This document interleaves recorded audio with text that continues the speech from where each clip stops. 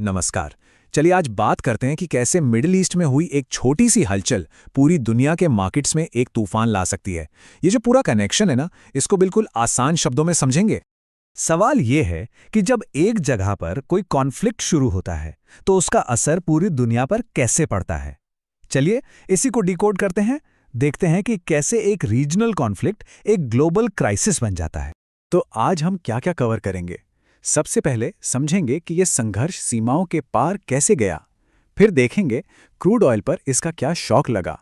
उसके बाद एयरलाइंस पर इसकी दोहरी मार कैसे पड़ी। क्रूड ऑयल की महंगाई से और कौन-कौन से सेक्टर्स प्रभावित हुए। बड़े-बड़े प्रोजेक्ट्स कैसे खतरे में आ गए और आखिर में इन सब से हम क्या सीख सकते हैं। तो शुरुआत करते हैं उस पहली चिंगारी से, वो इवेंट जिसने इस पूरी चेन रिएक्शन को स्टार्ट किया। हुआ ये कि ईरान ने बहरीन, कुवैत, यूएई और कतर, इन सब जगहों पर जो यूएस के मिलिट्री बेसेस थे, उन पर हमले किए। अब ये कोई मामूली हमला नहीं था, ये एक क्लियर सिग्नल था कि ये लड़ाई अब एक जगह तक सीमित नहीं रहने वाली। और बस इसी एक कदम ने एक लोकलाइज्ड कॉन्फ्लिक्ट को पूरे रीजन के संकट में बदल दिया। मतलब अब बात किसी एक देश की नहीं रही, पूरे मिडिल ईस्ट में अचानक से टेंशन बढ़ गई और इसका सीधा असर मार्केट्स पर दिखा। तो ये तो हुई कॉन्फ्लिक्ट की बात। अब आते हैं इसके सबसे पहले और सबसे बड़े असर पर। जैसे ही ये खबर आई, क्रूड ऑयल के मार्केट में एक भूचाल सा आ गया। हमेशा याद रखिए, जब भी मिडिल ईस्ट में इंस्टेबिलिटी होती है, सबसे पहला डोमिनो जो गिरता है वो है क्रूड ऑयल। तेल की कीमतें फौरन रिएक्ट करती हैं। क्यों? क्योंकि दुनिया की ऑयल सप्लाई का एक बहुत बड़ा हिस्सा यहीं से आता है। तो थोड़ी सी भी गड़बड़ मतलब पूरी सप्लाई चेन पर खतरा।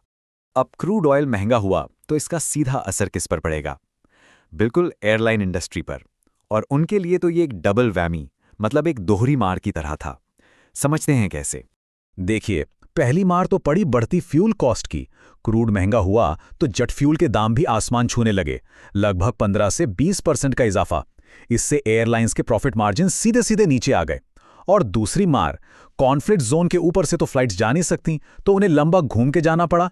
इसका मतलब रूट लंबा, टाइम ज्यादा और फ्यूल भी ज्यादा जला, मतलब खर्चा डबल हो गया। लेकिन कहानी सिर्फ जेट फ्यूल पर खत्म नहीं होती। क्रूड ऑयल का असर इससे कहीं ज्यादा गहरा है। मैन्युफैक्चरिंग सेक्टर में इसका रिपल इफेक्ट देखते हैं। सबसे पहले आती हैं ऑयल मार्केटिंग कंपनीज, यानी OMCs। ये BPCL, HPCL जैसी कंपनीज हैं। इनका तो काम ही है कच्चा तेल खरीदना और उसे रिफाइन करके बेचना।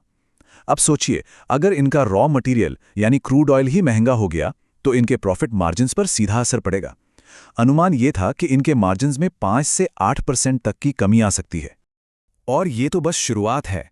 इसका असर एक चेन रिएक्शन की तरह दूसरी इंडस्ट्रीज तक पहुंचा। जैसे कि टायर इंडस्ट्री, उनका सिंथेटिक रबर क्रूड ऑयल से बनता है। वो महंगा हुआ तो इनकी प्रोडक्शन कॉस्ट बढ़ गई और प्रॉफिट मार्जिन 3 से 4% तक कम हो गया। सेम कहानी पेंट कंपनीज की है, जिनके सॉल्वेंट्स महंगे हो गए। यहां तक कि सीमेंट इंडस्ट्री, उन्हें अपनी भट्टियां चलाने के लिए फ्यूल चाहिए, जो अब महंगा हो चुका था। तो कुल मिलाकर मैन्युफैक्चरिंग कॉस्ट सबके लिए बढ़ गई।